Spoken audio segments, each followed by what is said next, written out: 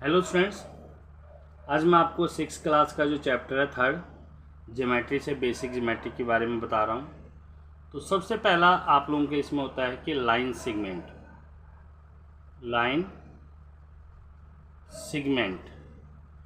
अब ये line segment क्या होता है, जिसे हम हिंदी में कहते हैं रेखाखंड।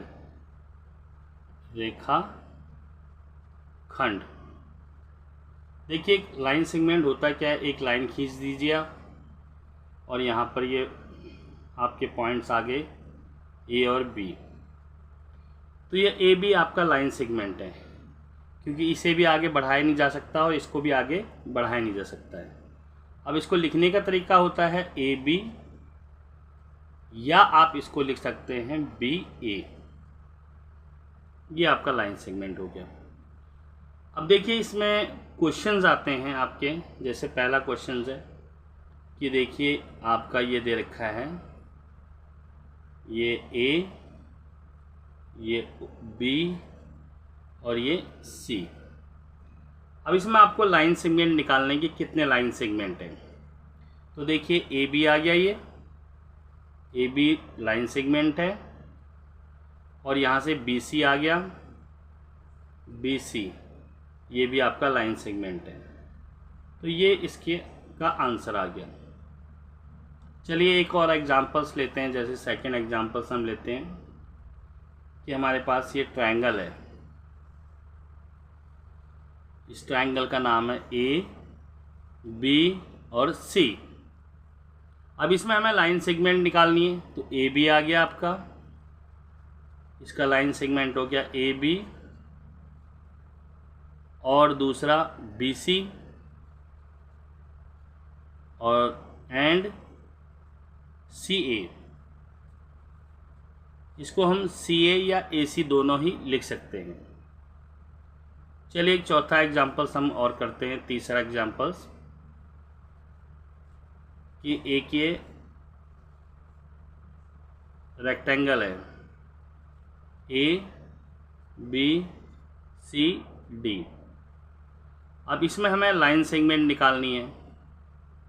तो ए बी आ गया पहले, ए और बी, और बी सी, सी डी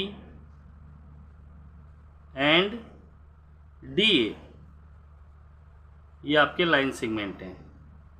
तो इसी तरह बहुत से क्वेश्चंस आते हैं, आप उसको कर सकते हैं।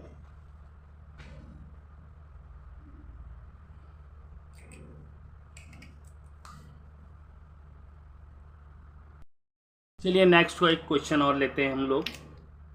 तो इस क्वेश्चंस में क्या है कि फिगर दी हुई है, इसमें आपको लाइन सेगमेंट निकालनी है। तो इसमें लाइन सेगमेंट देखो, एक तो होगी ए बी, ए और बी, और ए सी, ए डी और ए ई। 4 लाइन सेगमेंट तो ये होगी। अब देखिए बी सी, यहाँ पर बी सी भी आ गया, सी डी और D E and D E. ये आपके लाइन सेगमेंट आ गए। ओके स्टूडेंट्स, चलिए अब हम लिखते हैं क्वेश्चन नंबर 5। ये लाइन आ गई आपकी ए, और ये बी और ये सी। इसमें आपको लाइन सेगमेंट निकालना है। पहला तो हो गया ए बी, ये आंसर है आपका। फिर बी सी,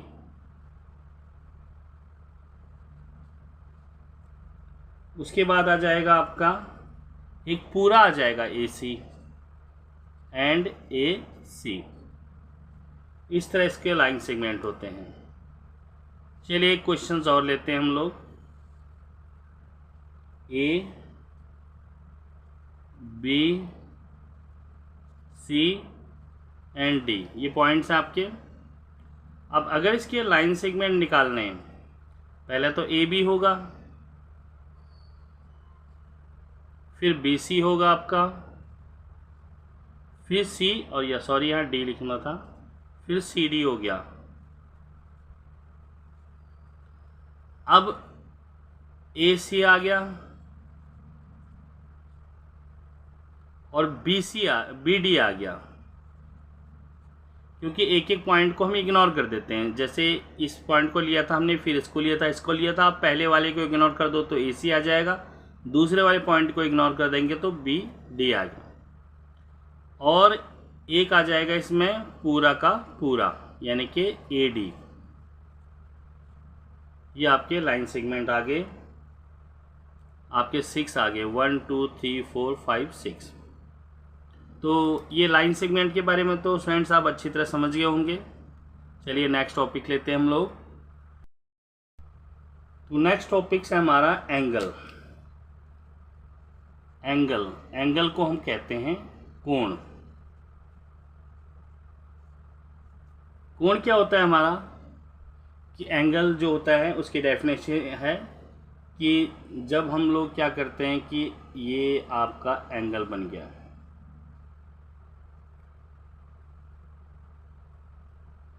ये आ जाएगा AOB, तो इन दो रेखाओं के बीच में जो बना हुआ है ये आपका एंगल आ जाएगा।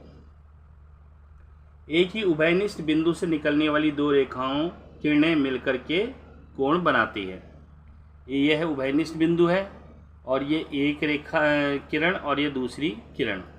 तो दोनों किरणें जब आपस में किसी उभयनिष्ठ बिंदु पर, यानी कि टू रेज अगर आपके कहीं पर एक कॉमन पॉइंट्स पर मिलते हैं तो उससे आपस में क्या बनता है, एंगल बनता है।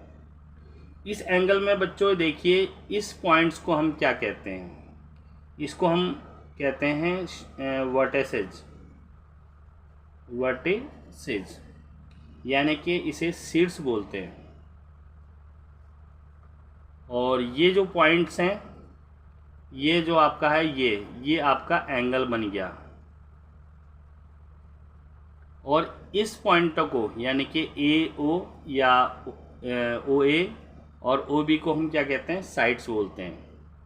यानी कि OA और OB ये जो है ये साइड्स हैं इसकी, इस एंगल्स की।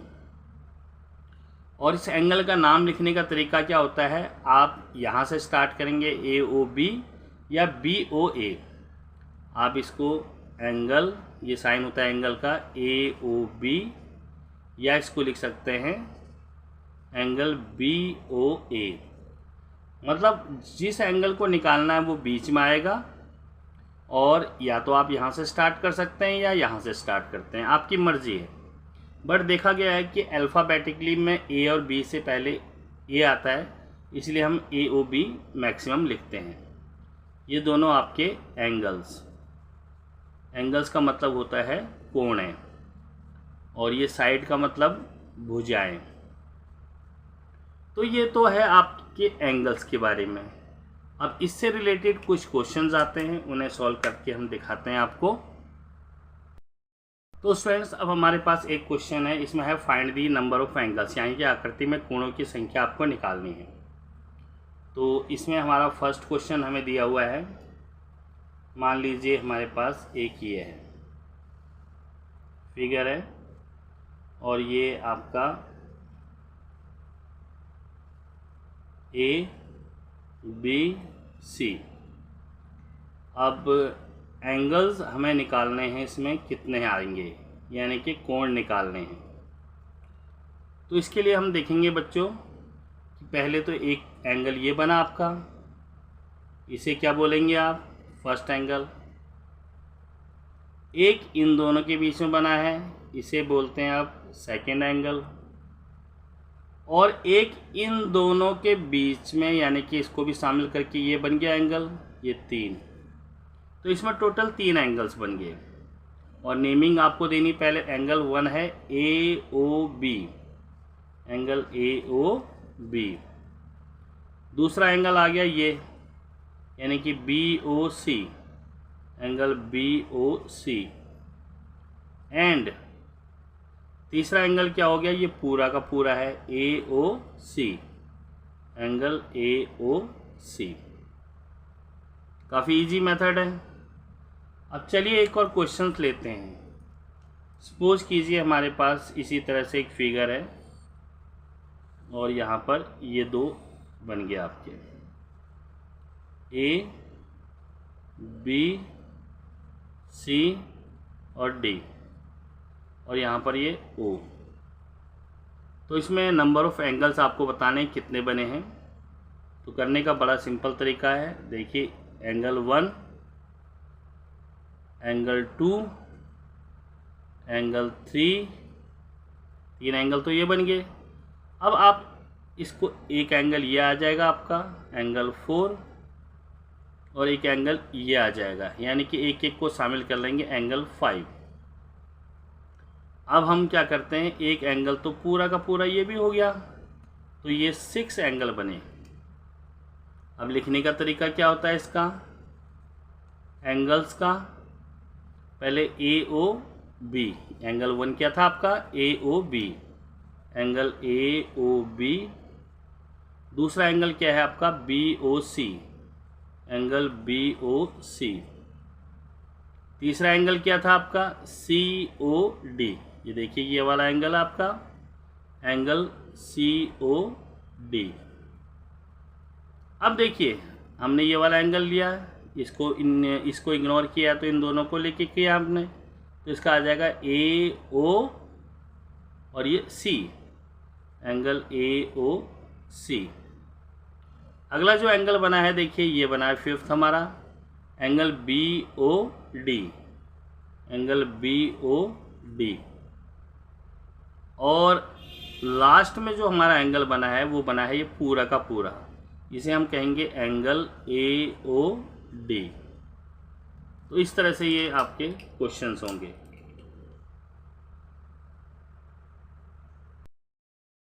चलो स्टूडेंट्स एक क्वेश्चन और हम करवाते हैं, इसमें आपको एंगल्स बताने हैं। देखिए पहला तो ये एंगल बन गया आपका, दूसरा ये एंगल बन गया आपका, तीसरा आपका ये एंगल बन गया, और चौथा एंगल आपका ये बन गया। 4 तो इस सीरीज़ में निकालने का लिखने का बड़ा ही सिंपल तरीका है। अब क्या करते हैं, एक एक लाइन को छोड़ देते हैं, यानी कि इस लाइन को इग्नोर करेंगे। ये एंगल आपका बन गया 4, तो ये हो गए थे 5। अब इस लाइन को छोड़ देंगे और यहाँ से लेंगे, तो ये एंगल बन गया आपका 6। अब इस लाइन को लेकर के इस लाइन को इग्नोर कर देंगे, ये बन गया एंगल 7। अब आपने क्या करना है कि अब 2 लाइनें इग्नोर करनी है। पहले में आपको सारी जो है एक इग्नोर की थी, अब 2 लाइन इग्नोर करेंगे, तो यानी कि इन दोनों से एंगल बन गया ये 8। अब यहाँ से ये 2 लाइनें इग्नोर करनी है, तो ये बन गया 9।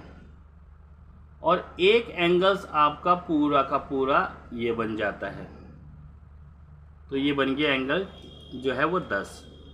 तो इसमें टोटल कितने एंगल बने, 10 बने। अब कौन कौन से बने इनके नेमिंग देनी है। सबसे पहले एंगल 1 यानी कि A O B, angle A O B. दूसरा एंगल 2 बना है B O C, angle B O C. तीसरा एंगल आपका बना है C O D, angle C O D. चौथा एंगल आपका ये बना था D O E, angle D O E. 5th angle देखिए ये बना हमारा, यानी कि इस लाइन और इस लाइन का यूज हुआ है, तो A O C, angle A O C. 6 angle देखिए बी ओ, 6 एंगल यहाँ से यहाँ तक बना है, तो B O D, angle B O D. अब अगला एंगल देखिए 7th एंगल बना है सी ओ ई, एंगल सी ओ ई, एंगल आपका बन गया 7th। अब 8th एंगल जो बना है या और इससे और इस लाइन से मिलकर बना है, यानी कि A O D, angle A O D. अगला 9th जो एंगल बना है वो बना है यहाँ से इस लाइन और इस लाइन का यूज करके, यानी कि B O E, angle B ओ ई। और लास्ट में एक एंगल बना है ये वाला पूरा, यानी कि A O E and angle A ओ ई। अब हमारे पास देखिए 1 2 3 4 5 6 7 8 9 10 एंगल्स बन गई है। तो इस तरह कोई भी क्वेश्चन आ जाए स्टूडेंट्स, आप इजीली इसको कर सकते हो।